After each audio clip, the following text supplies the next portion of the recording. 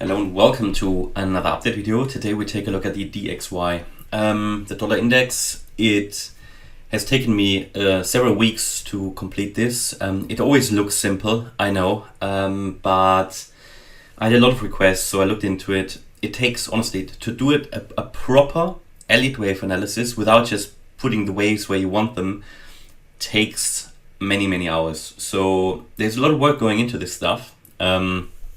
More than maybe many realize. But when I show you an analysis, I want it to be valid. I want it to be not necessarily what needs to play out, but in terms of I want to adhere to all the rules, okay, based on the Elliott waves and the wave principle and the rules. Okay, so going through it several times, especially if you have never looked at a chart again before, really takes a long time. And to do the proper wave counting, and especially the subwaves, you want to get them all okay and correct, so that can take a long time. But here it is, here is finally the DXY analysis that so many waited for and have been waiting for. So let's take a look. Let's do a bit of a deep dive into the overall count here since the 1980s, and then we take a look at the most imminent price action as well, and I can tell you how I think that the dollar is going to do short term. So this is obviously the 4-day chart lasting back into the 1980s, where we had a cycle top here in this wave 3. Then we came down in a wave 4. I mean, that process, you can see that took from 1985 into 2008. You can see how long these waves take to play out. That means from that low in 2008, we started obviously an increase in wave 5. Now this yellow wave 5 will be somewhere up there. We don't even have it on the screen, because everything that we've done here since 2008 was simply a cycle wave 1. So basically the first wave of that yellow fifth wave. So you can see that we are actually quite bullish on the DXY. However, not imminently, because if I zoom in a little bit, you can see that within this wave 1, we can already count 5 waves. Okay, so we can count 5 waves, and that means we're getting close to exhaustion here, which means that short term, I'd be getting quite bearish here. Now, there is certainly very short term potential for the DXY, for the dollar index still to go higher, and we take a look at that in detail.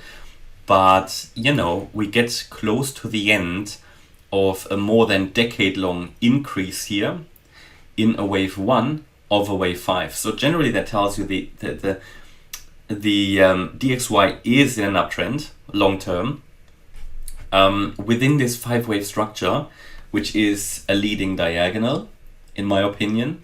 Therefore, we are allowing for an overlap of waves 1 and 4.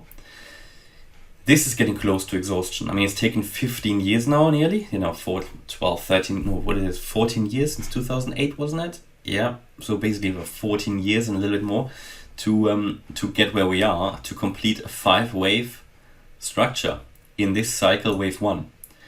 So that means what would be following is a wave 2. Now that will take years to play out.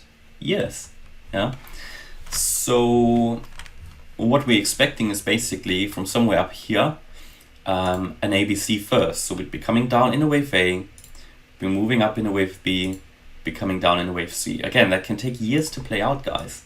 So, and what has taken years to move up will now take years to come down before we eventually will move up in a cycle wave 3.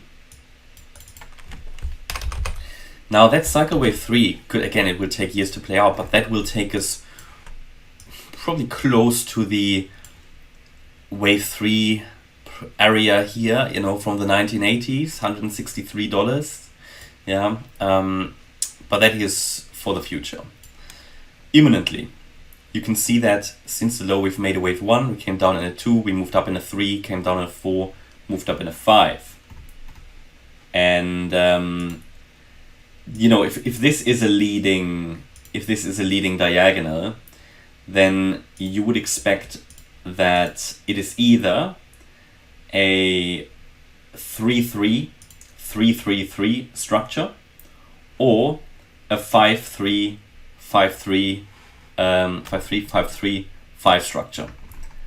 And I think here we can make the case for 5-3-5-3-5, which is sort of both of them. You know, that's how you can count a leading diagonal.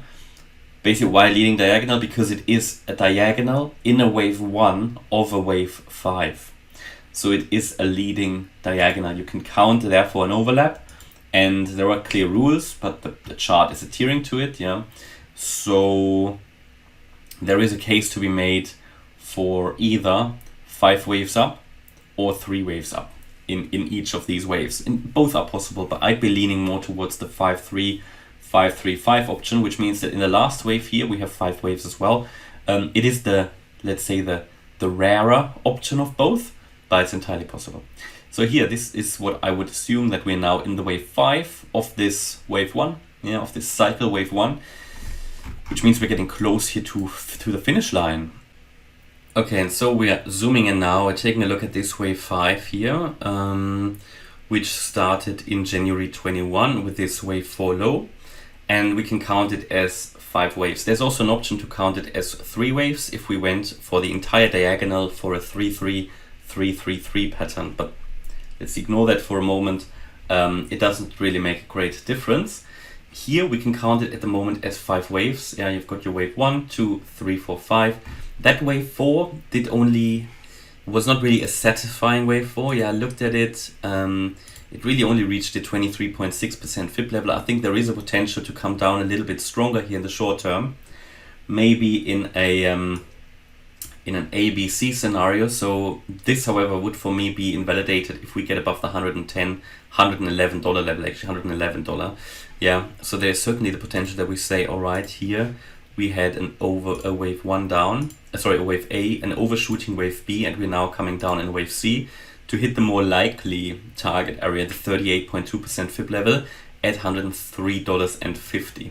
So this would be the ideal scenario for me, even though an overshooting wave B is rare. That certainly got less likely when we broke above $109 here, the wave 3 high. So for me, it's if we break above the most recent swing high at let's say $111, I wouldn't go with this scenario anymore. This is certainly a possibility you need to keep on the radar. But other than that, yeah, we can assume the wave 4 was finished and we are moving higher in the wave 5. There's also certainly potential here to move higher. I think could very well be that we've only counted here the wave 1 and the 2, and we can still push higher. So if we say, all right, you can, wave, obviously we've got a wave 3 here, so wave 1 is very long. Wave 3 can't be the shortest, so you really want wave 5 to be shorter than wave 3. That leaves us with an option that we say the maximum this wave 5 should be able to do is the $121 level. So I'll put that onto the chart. Otherwise, if it goes higher than that, which at the moment I don't think is likely, but if it does, we have to revise here this entire structure. But this is for me what I'd be going with. $121 gives you a good target, right? This is sort of what it shouldn't go longer. It shouldn't go longer.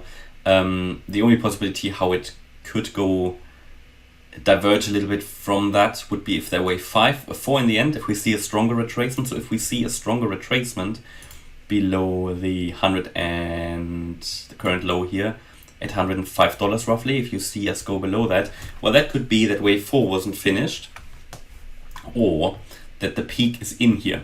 Yeah, because the wave 5 doesn't really need to do, this is a 5-wave move. So the wave 5 doesn't really need to do much more. It can be the shortest one, no problem. It has made it higher than the wave 3. So what I just want to say is out of this sort of 10-year or 14-year increase, this could be it. The potential is there. This could be it. I don't think it is yet, but it could be. Because what is very important to understand, the minimum requirements now for this last leg up, they are fulfilled. It doesn't need to do more.